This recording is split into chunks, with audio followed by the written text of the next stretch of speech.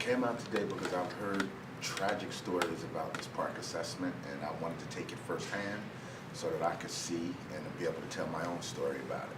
I know that it's an exam that you take on the computer, and I know that it's the new high school requirement, and there's an English and a math section.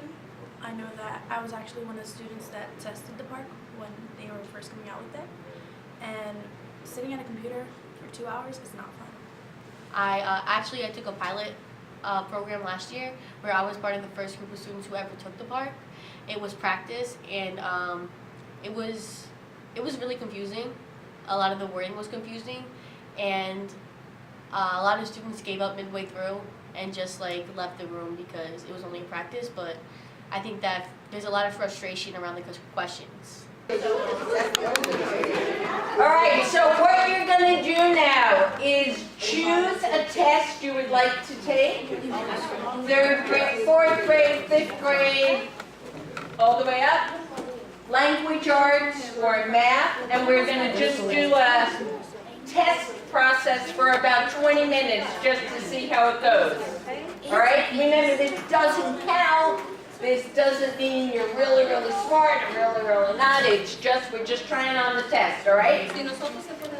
Go!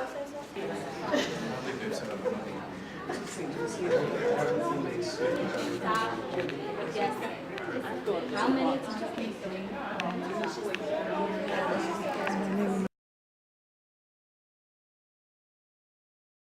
When my daughter took it, it was confusing, right?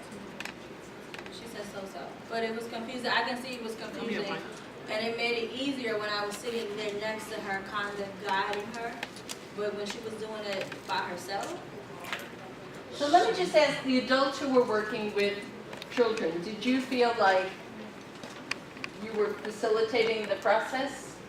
Yeah. Yes. Laura? First thing that I noticed when I got to the end, I took the 6th grade math test. When I got to the end of the first non-calculator section, it asked me, did I want to continue or did I want to go back and check? So when I clicked continue, it said once you continue, you will not be able to go back, which contradicts what we tell our kids.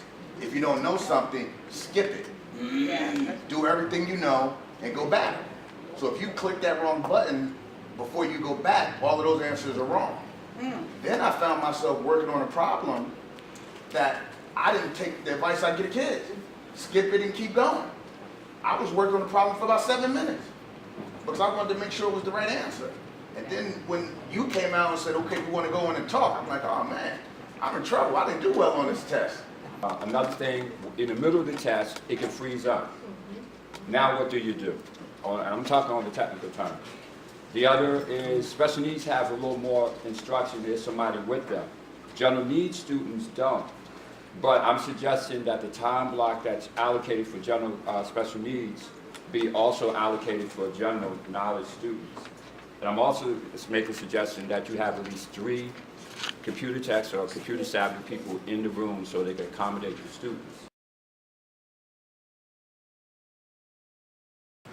It was very nerve-wracking. I felt pressured. I really didn't understand the questions. I found them very tricky. So yeah. Okay, so while you were taking the test, how did you feel? I mean, what was on your mind? I felt pressured for time. I felt confused. Like I said, I felt that the question was more confusing than looking for the answer. Well, the test was a little bit easy and complicated at the same time. Because there were some parts that it was like for 4th graders, and some parts it was for 3rd graders. Okay, so when you were taking the test, what was on your mind? It was if I was going to fail or if I was going to get a good grade on the test. How did it make you feel? I feel a little bit nervous. Okay, well, did you feel like you were prepared? No. I didn't see anything in reference to translating the test. So I didn't see an option for them to translate the test into Spanish or any other language, Creole, French, whatever is their native language. And as a parent, I really don't feel comfortable letting my kids take the test. I noticed that she did better when I was sitting next to her, but when I left,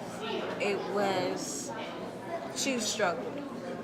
So I don't feel comfortable, and I'm definitely into the opting out option. I also have a son that is NRS, so it's a 504, and I was concerned for him as well in reference to the timing, and I know he gets extended timing, but even the general population needs extended timing because it's a very intricate test.